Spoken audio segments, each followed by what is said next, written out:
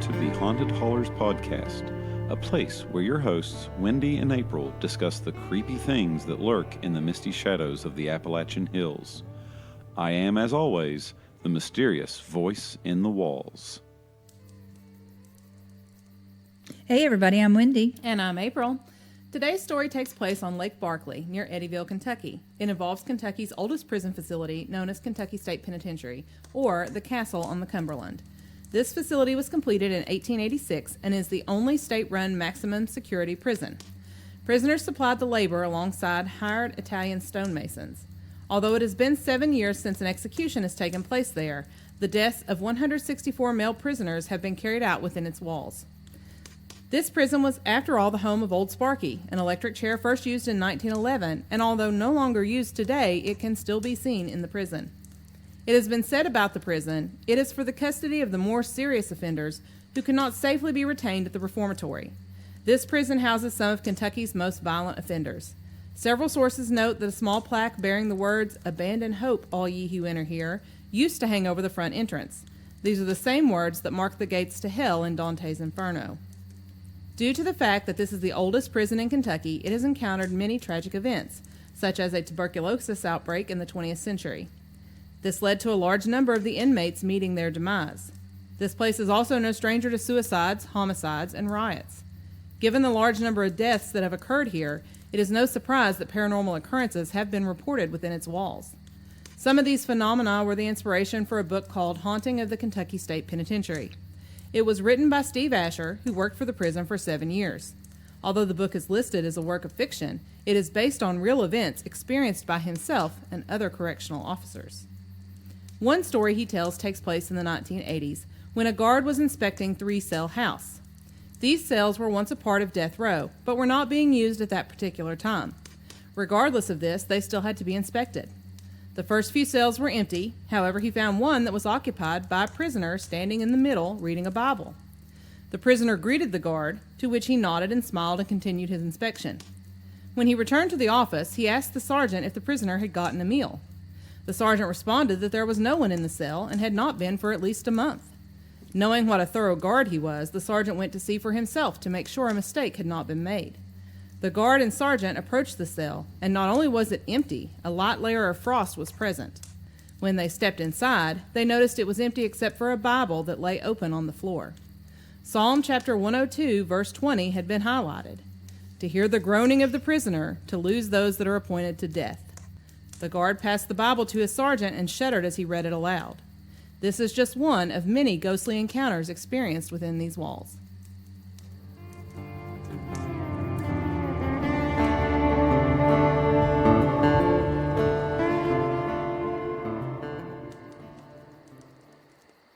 And now it's time for the breakdown.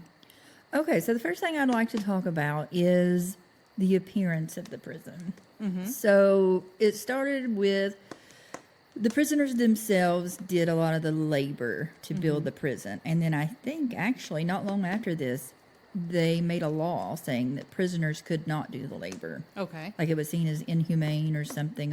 I'm adding words into that, but along those lines, prisoners could no longer do the labor to build the prisons. Kind of like being forced to dig your own grave. Yeah, kind of. I mean, I hate to chuckle at that, but I mean, it is a good analogy. Mm-hmm. So they, at this time, though, that law was not enacted, and so they had to build their own prison. Okay. However, they had brought in the Italian stonemasons, and that is why, and they were paid, of course. I hope so. Yeah. And that is why, and we'll put a picture up of what this prison looks like. This prison is beautiful. It looks like a castle. Well, I wondered, when I heard that, the castle on the Cumberland, yes. and at first I was like, wait a minute, because I was thinking of the Lexington Castle. Oh, yeah. That passed, and I was like, wait a minute, that doesn't line up, but that's right. the only castle-looking structure that I know of.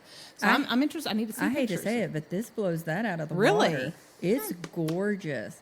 And I hate to be that person, but we all know I'm going to be that person. Why are we making a prison so beautiful? Why are we making it? And I'm not one of those people that's like, give them nothing, they're prison. I'm a human rights advocate, but but again, these are the worst of the worst prisoners, and so they did a lot of bad things. I mean, maybe they're hiding, it's kind of like you put up this polished veneer to hide maybe that's, because again, I mean, who wants to live in a community where, well, yeah, right over there, that's where the worst, You raise a good point. So you're housing the worst of the worst, but you make it look pretty on the outside for the people who have to live nearby. Yeah. I like that. But it is gorgeous. It's absolutely gorgeous, just from what I can see in pictures. We will definitely drop a picture of that Oh, on our yeah. Instagram. Never been up close and personal, thankfully. And this is one we'll never get to tour because it is still a working prison. Okay. But you could drive by and see it from the road, surely? Oh, yeah. I would think so. Okay. But I'm hoping this is one that we never have to tour because, like I said, it houses the worst of the worst. Like, this is your people waiting out death row. Mm-hmm. These are your maximum offenders. They are going into this prison system. And so it's like one of the few, it's like Kentucky's it's one of the few maximum security prisons that we have around here. Okay. Around us. So, yeah, it's definitely not one we want to be in. But again, I digress. I'm so thankful that we're doing this podcast because I'm learning so much about our rich history, things that I never knew about this state. And one of the things that I learned is, since this was a death row prison and still is a death row prison, they have one of the first electric chairs. Old Sparky, they called it. However, it turns out several states have Old Sparky. Several states have. Seems like it would be a common name. I think that was the only name allowed. Yeah. Well, I I did find there was an Old Smoky that replaced an Old Sparky in another state. Yes. Because I wanted to think we went to Moundsville State Penitentiary, and they also said they had Old Sparky. Yeah. Yeah, several states have Old Sparkies. So here I thought, did we get the first electric chair? And we ain't, no, definitely not. Actually, we were not one of the first. I feel like someone in New York was the first electric chair right after it was invented. The Old Sparky to rule them all. Yeah. And the electric chair was invented by a dentist, by the way. I didn't know if you knew Really? that. Yes. Why? I would have to look further into that. That was just one of the things I found in my research. Well, that's going to be my homework tonight because now I want to know. How? Why? Exactly. And it makes me trust the dentist even less now. So, the things you find when you're researching for this podcast. So, but what I did find is Old Sparky can still be seen there while it's not in use, and we can put a picture of Old Sparky up as well. Okay, well, how can it be seen there if it's still in use and not? It's not in use. No. I mean, like if the prison's still in use and you can't tour the prison, how can you see the? Well, I guess like the people who work there. Oh, I guess the people who work there can see it. No, we can't see it. No, but the people who work there can. We can only see it on the internet. Okay, like so many things. Yeah. But people who work there and prisoners, maybe it's there, just kind of like my dad used to hang the belt up and be like, let this be a lesson to you. Or, you know. This can come off the wall. So maybe that's kind of what, let this sit over here in the corner so that you know. But I don't even know if they can use that anymore. I don't know. I'd have to look that one up. I don't know what the laws are on that right I now. don't know. I don't think that's humane. I think it now is all lethal injection, but don't quote me on that because I don't know for sure. Okay, so I've digressed so much I don't even know where we were. The looks. So, and it does sit on a lake, and I think you wanted to talk a little bit about that.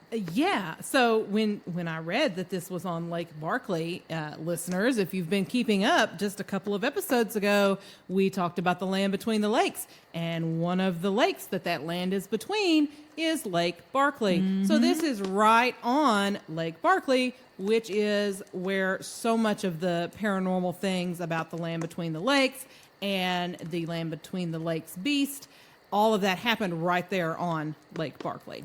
So, not only do we have all this paranormal stuff around the prison because of this land between the lakes, but we also have a lot of stuff happening inside the prison.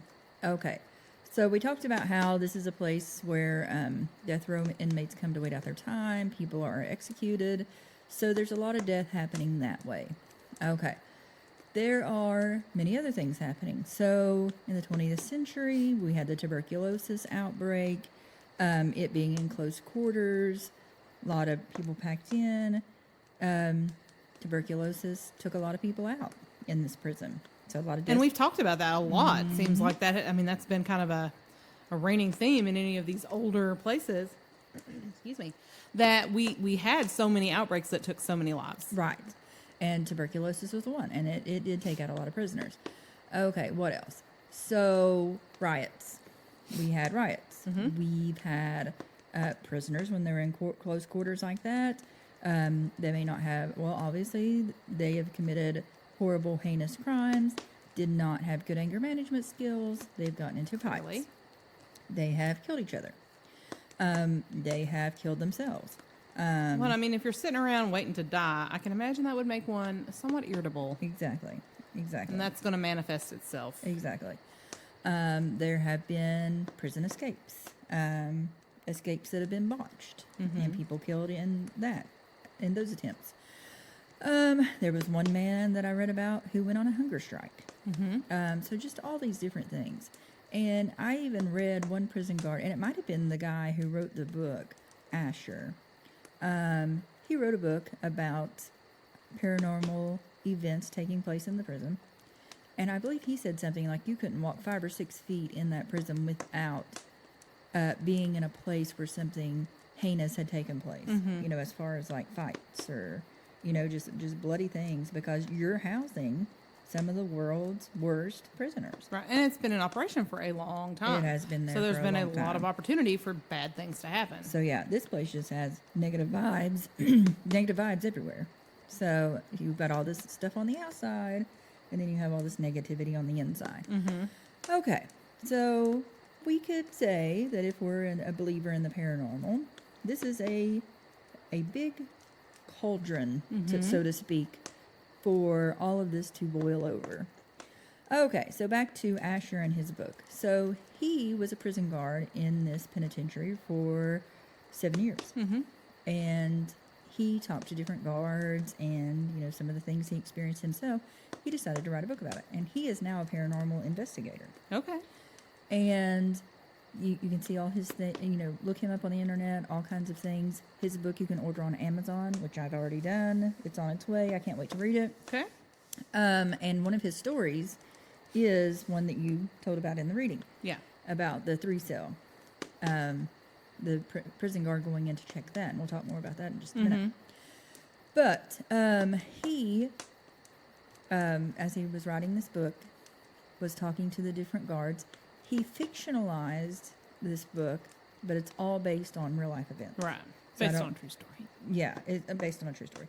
So I don't know if this was kind of to protect the names of the innocent. Right. If this was to, but yeah, Those involved. do know that this was based on events that actually Probably were to happen. embellish just a little bit. Yeah, just a little bit. And so that's where we can kind of talk about the 3 cell story now, if you want. Now that Okay. we've got that out in the open. All right, the 3 cell story.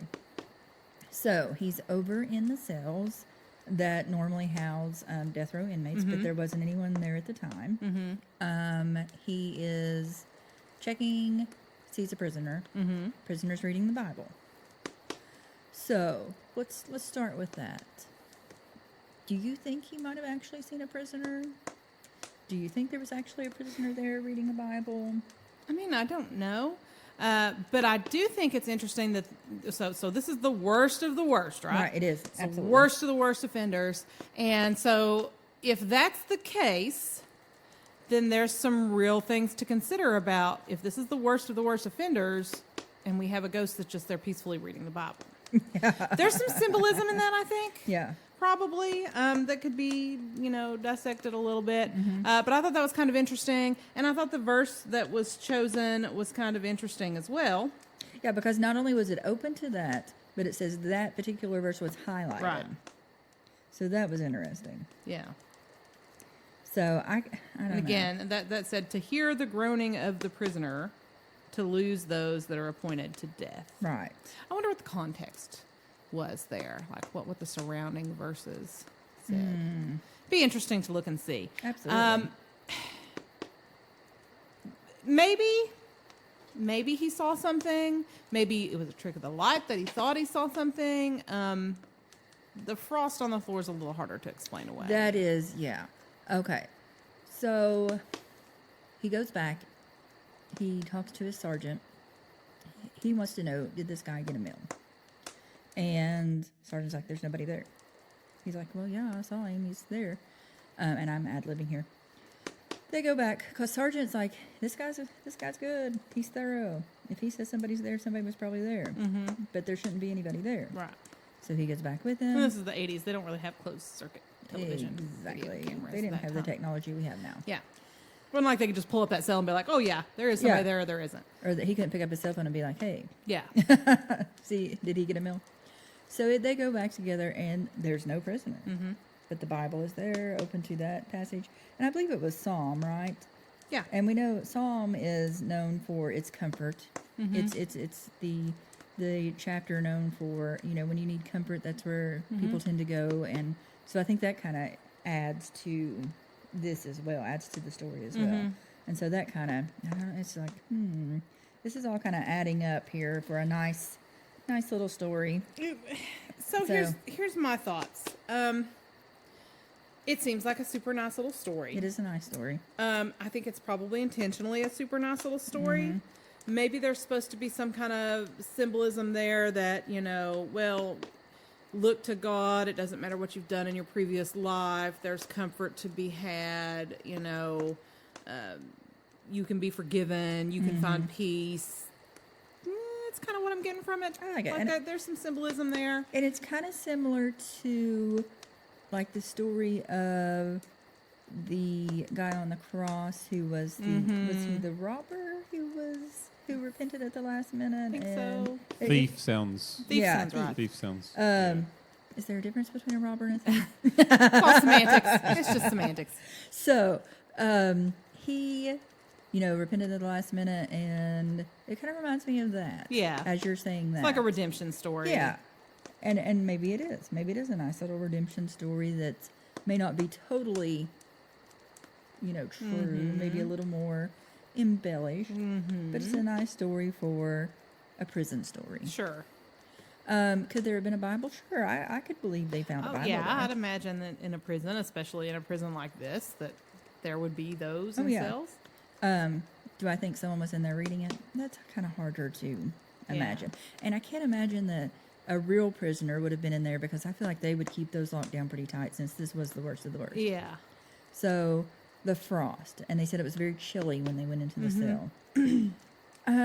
Well, the frost can do one of two things. One, we know that when paranormal's involved, it's very cold. Yeah. So the frost could be a representation of that. Two, it also can prove that a real person wasn't in the cell, because there would be no footsteps in that frost. There would be Good point. The frost was not disturbed. So that's showing that there wasn't really a person in the cell. Right. So that kind of does two things there. So I don't know. Well, and we don't know what time of year this happened, but it also makes me question, how good could the insulating be in a prison that was created in the 1800s that is made out of stone? Right. Oh, yeah. I mean, I have questions about that, so there could be a way to explain that one away. That's a good point. Good point.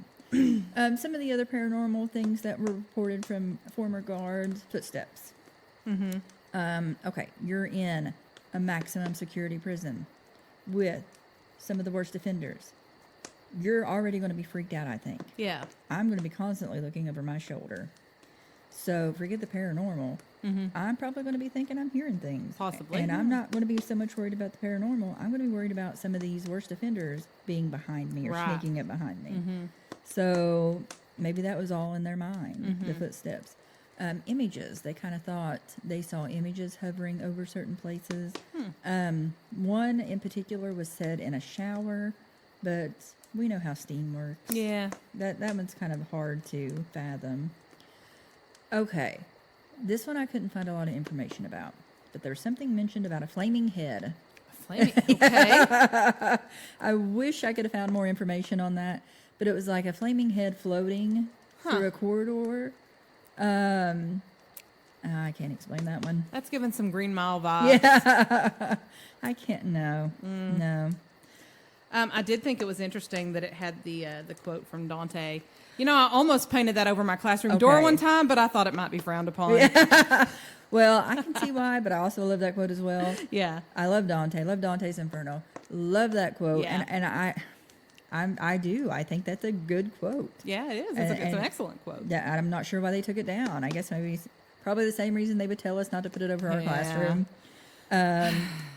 But yeah, it was fitting. It was a fitting quote. Mm-hmm. So yeah, I do enjoy that. So yeah, I don't know. I would be really interested to explore a little bit more of the timeline between this and the Land Between the Lakes Oh, absolutely. story. We're going to have to go back and look at that because now we have some new developments here. Because in the Land Between the Lakes, we talked about the monster. Yeah. Now I'm wondering, could that have been could all of this been something with an escaped prisoner? Well, I mean, that happened in the early 80s as well, so who knows? Because, there are reports of prisoners escaping from this prison. Yeah. So now that we know that it was in such a close vicinity, could some things have happened? Could they have been doing some experiments on some prisoners since they knew they were going to be put to their death anyway? Yeah. Could something have been going on? Question. And then they get loose in the forest, and then we need to go back to the drawing board. If we're talking genetic experiments, though, and we're talking about the Army, and I realize they're trying to make a super soldier, and I realize this is like the basis of like every horror movie ever, but probably the worst of the worst deranged prisoners that Kentucky has to offer would not be our best choice for human DNA. Definitely not. But they already, Just saying. But they already have that. It's a convenient drive, source. Yeah, they have that drive in them to do Murderous rage. Yes. They have that can-do spirit. We are not conspiracy theorists. I would like to go ahead and state that for the record. We are not those people. We are not wearing tinfoil hats sitting here right now. But yeah, it is a good theory. I know. But we do definitely need to go back and explore now that we know that they were in such close vicinity. Yeah. Definitely. And I feel like it's never an end to our stories. It's always a going back and keep researching and keep developing, and I definitely want to do that. Yeah. So yeah, I would definitely recommend going and getting this book. Yes. By Asher. We'll link all the info for that in our show notes. Because I'm definitely excited to read that. Mm-hmm.